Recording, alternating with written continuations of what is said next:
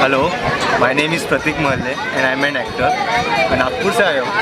Actually Bollywood hunts site पे मैंने अपना प्रोफाइल डाला था, कुछ पिक्स डाले थे। वहाँ से मुझे डीटी का कॉल आया। उन्होंने शायद मेरा प्रोफाइल देखा होगा, प्रोफाइल पसंद है उनका। मुझे कॉल आया, मिस्टर फिरोज नाम का डायरेक्टर है, उनका मुझे कॉल आया। उन्होंने मुझे पूछा कि हमको आपके प्रोफाइल अच्छे लगे, आपके फ़ोटोज़ अच्छे लगे, क्या आप इंटरेस्टेड है एक्टर फिल्म करने के लिए? मैंने कहा हाँ, आई एम इंटरेस्टेड। इसमें फ्रेशर बिकॉज मेरा फर्स्ट टाइम था ये। फिर मैंने उनको कहा कि हाँ, जैसा भी होता है मुझे बताइए आप, मैं इंटरेस्टेड हूँ। तो उन्होंने मेरे फ़ोटोज़ से पूरे ऊपर तक डायरेक्टर प्रोड्यूसर की तरफ फॉरवर्ड कर दिए हैं। उसके बाद में मुझे कॉल आता है कि yes you are selected, confirmation letter आया मुझे उनका। फिर मैंने उन्हें कॉल किया कि मुझे और डिटेल्स बताइए आप अपने फ़िल्म के बारे में, आपकी कंपनी के बारे में, डीटी जो कंपनी ड्रीम2 है उसके बारे में डिटेल्स बताइए। तो उनसे सब मैंने पूछा, लेकिन हाँ, वो पूछने के बाद भी वो सच है फेक है वो चेक करने के लिए मैं गूगल पे गया। गूगल पे मैंने ड्रीम2 एक्ट सर्च किया, बाकायदा ड्रीम2 एक्ट के बारे में फुल इन्फॉर्मेशन मिल जाएगी आप लोगों को।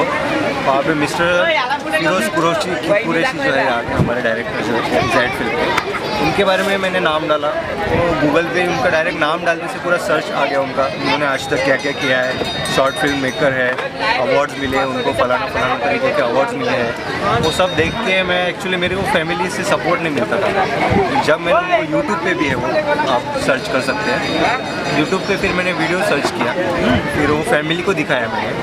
मेरे फादर एक्चुअली उनको मना करते इस फिल्म के लिए, लेकिन जब मैंने उनको ये दिखाया वीडियो, वो भी कन्विंस हो गए कि हाँ भाई ये जो कर रहे हैं वो सही कर रहे हैं कुछ। तो फिर उनको कंफर्मेशन कॉल लिया कि हाँ आप जो कुछ भी मुझे बता दीजिए, मैं आ जाता हूँ। फिर फाइनली उन्होंने मुझे कॉल किया कि ऐसे 19 टाइम को शूट है, आपकी एड फिल्म की शूट है ऑडिक फिल्म्स के लिए, आप आ सकते हैं क्या? मैंने तुरंत कंफर्मेशन ले दिया और मैं आ गया। फिर आने के बाद में मैं यहाँ वहाँ बहुत हर जगह भटका, लेकिन मुझे रहने के लिए जगह नहीं मिल रही थी। फिर मैंने हमारे डायरेक्टर से बात की कि मुझे कहीं रहने खाने पीने का बंदोबस्त मिल सकता है क्या? तो उन्होंने फिर मुझे मिनिमम रेट्स में खाना पीना रहना सब उनके साथ ही अवेलेबल करा।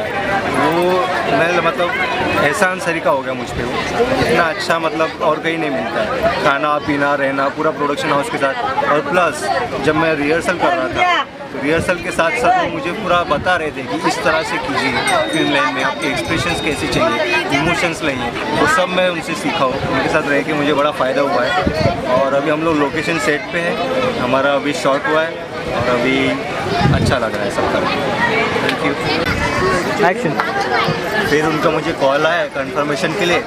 फिर उन्होंने कहा कि तुम्हारा 20 को शूट है, लेकिन एक दिन पहले आपको 19 को आना पड़ेगा रिपोर्टिंग के लिए सुबह 10 बजे। मैंने फिर उनको वही क्वेश्चन किया क्यों एक दिन पहले क्यों?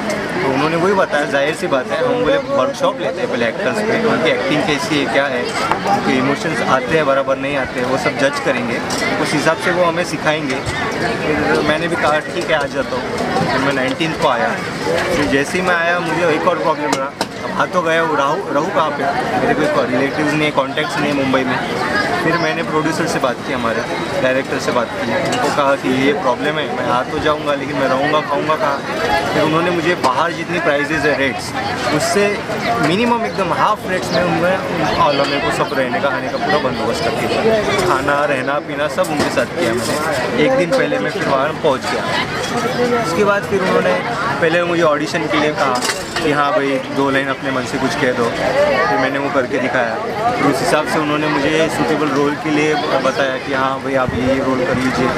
फिर वो मुझे डायलॉग्स दिए गए, स्क्रिप्ट दी गई।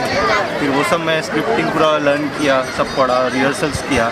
रिहर्सल्स के दौरान मुझे प्रॉब्लम्स आ रहे थे, कुछ प्रॉब्लम्स आ रहे थे लाइक कि बराबर हो नहीं रहा था, इमोशंस फ्लैट जा रहे थे। ये सब फिर मुझे डायरेक्टर ने वगैरह खुद समझा के बताया कि ये ऐसा नहीं, ऐसा चाहिए, रिक्वायरमेंट आपकी इस हिसाब से है, आपकी इमोशंस खुल के आने चाहिए बाहर।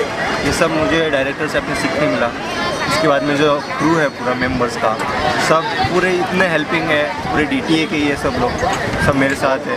मुझे मतलब ऐसा महसूस ही नहीं हुआ कि मैं किसी और के घर हूँ, ऐसा लग रहा था मेरे फ्रेंड्स लोग के घर पे आके रहा हूँ। तो फिर उन्होंने मुझे पूरा रात भर खाना पीना सब हुआ, मुझे रिहर्सल्स कराई, पूरा एक्टिंग स्किल मेरी उन्होंने डेवलप की एक दिन के में। जो बाहर मुझे मतलब मैं ढूंढा हूँ यहाँ वहाँ मैं बहुत जगह देखा हूँ, जिस चीज़ के लिए लोग 2-3 महीने की कोचिंग लगाते हैं इन शॉर्ट उन्होंने मुझे पूरा समराइज़ करके एक रात में सिखा दिया। अगले दिन सुबह 6 बजे शूट के लिए हम निकल गए, लोकेशन पे पहुँचे, विदिन 1-2 टेक्स हमारा कंप्लीट हो गया है कट। फिर सुबह 5 बजे हमको हमारे पूरे क्रू ने उठा दिया, चलो हमारा लोकेशन पे जाना है शूटिंग के। लोकेशन था हमारा धानू बीच, वो मुंबई से कुछ 80 किलोमीटर्स की दूरी पे है।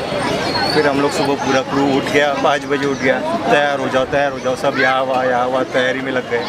फिर जैसे तैयारी हुई हम लोग रेलवे स्टेशन पे गए, कुछ कारण की वजह से हमारी ट्रेन मिस हो गई, फिर और प्रॉब्लम। फिर वहाँ वेटिंग करते रहे, ये स्टेशन पे वो स्टेशन गए, वो स्टेशन से वो स्टेशन गए।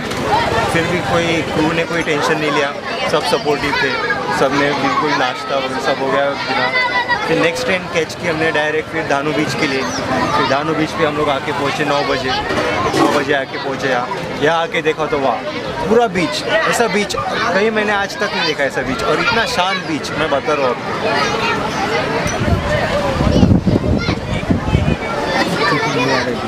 मुंबई के जितने भी बीचेस है हर जगह आप देखेंगे पब्लिक, लेकिन ये बीच यहाँ पे कुछ नहीं है, एकदम शांति बिल्कुल। फिर हम लोग यहाँ आए, पूरा सेटअप लगा, पूरा सेटअप लगने के बाद फिर हमने रिहर्सल्स की, प्रैक्टिस की। फिर एक लोकेशन ऐसा था हमारा, वहाँ पे एक बोट थी बीच में पानी के, फिर बोट के ऊपर बैठ के हम लोग को सीन करना था। फिर पानी का बहाव इतना बढ़ गया कि वो बोट ही पूरी डूब गई। हम लोग पूरे मतलब यहाँ से वहाँ भाग रहे, भागो गिल्ले हो जाएंगे, कैमरा उठाओ, ट्राइपॉड उठाओ, उसके पीछे सब लग गए। फिर पानी देख के अलग ही मज़ा आ रहा था आपको, मतलब बीच पे जो है वो एक टेंशन जगह पे एक रहा कि शूटिंग कैसे होगी, क्या होगी। सब पूरा क्रू मज़ा मस्ती कर रहा है, पूरा एंजॉयमेंट कर रहा है पानी के साथ। फाइनली वो लोकेशन से हम लोग दूसरी जगह है, बीच की दूसरे पार्ट पे आए, वहाँ पे पूरा सैंड आर्ट था। सैंड आर्ट में हमने फिर वहाँ पे सेटअप किया, पूरे लोगों के पास गए, वहाँ पे सपोर्ट मिला, लोग भी कुछ देखने आ रहे थे, वो भी एक अच्छा एक्सपीरियंस था मेरे लिए। मैं फ्रेशर था तो लोग देख रहे हैं, रिस्पॉन्स मिला था लोगों से, वो भी एक बहुत बड़ी बात थी मेरे लिए। फिर उसके बाद में मैं गया, शूटिंग हुआ, रिहर्सल्स हुई, 2 टेक 3 टेक में हमारा पूरा ओके हो गया। उसके बाद में फिर जो मैंने खुद को कैमरे में देखा, फर्स्ट टाइम कैमरे में देखा, मुझे विश्वास नहीं हो रहा था कि ऐसा मैं भी कर सकता हूँ। मतलब इट वॉज माइंड ब्लोइंग, ऐसा एक्सपीरियंस मुझे और कहीं नहीं मिल सकता।